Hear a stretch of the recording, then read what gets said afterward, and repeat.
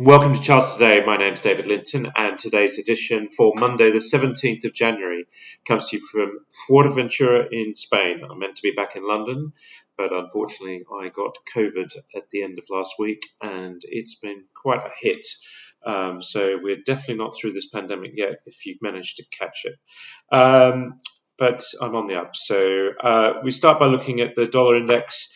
In fact, we're seeing a lot of green on the screen this morning, so that's looking positive for markets. The dollar index is relatively flat, just hitting this long-term resistance here. Remembering this is my weekly, daily, and 60-minute chart, long-term, medium-term, short-term view of the market. That means that the euro is a little changed as well. Has been trending higher on the short term, but of course, medium and long-term is still bearish below the cloud.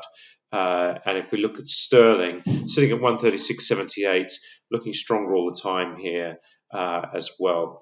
Bitcoin sitting at $42,700, just holding its short-term gains there, but medium-term we are bearish, probably finding long-term cloud support here, so that's quite key. Looking at the S&P 500 index, little changed on Friday, so that's quite key. Looking at the futures, we're up slightly this morning. So we have wobbled a little bit on the US market, so it just needs to see whether we can push to make new highs. That's going to be the key. The futures are suggesting little change at the opening. The VIX volatility is back below 20. See, 20 really is the critical level for the VIX. So for the moment, we're there as well. Looking at the DAX. We are up 0.5% this morning, so that's quite key. And the CAC Quarante up 0.7%.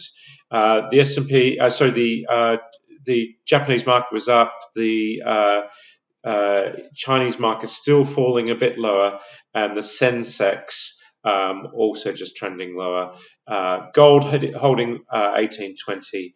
And we're seeing US 10-year yields still pushing higher there all the time, so that's quite key as well. Looking at Brent crude, just the energy mix. Crude just nudging this October high at the moment, so that's really quite critical. We are just on the doorstep of breaking that. Looking pretty bullish. We've got a target above $100 for Brent, so that's one we're looking to on that medium-term chart. $90 is there, so certainly looking bullish all around for crude oil. US nat gas is looking a bit better as well. And if we look at coal's broken that $131 level. We're coming up to contract expiry 28th of this month. We're not seeing next year's coal actually breaking. It's in an ascending triangle at the moment, so we need to see that break, but it's looking bullish on the coal. Emissions just struggling at the moment, really stuck in this sort of 80, 83, 70, 77.50 to 83.50 is really the level at the moment. So it's not a foregone conclusion that we are going higher. We've got downside targets, so just really sideways waiting for the next move. Gas markets are lower this morning. We were neutral. It was a bit of a hard call this morning.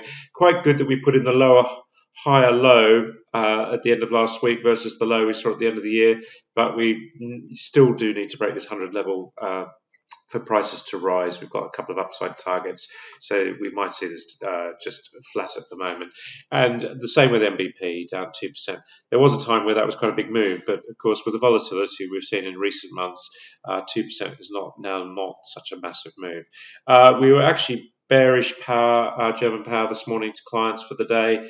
We're seeing here we're just falling away. Downside target, that 120 level broken. 109 we need to hold now is the key level there. So that's one to watch really. That's it for today. Until tomorrow, happy charting. See you then.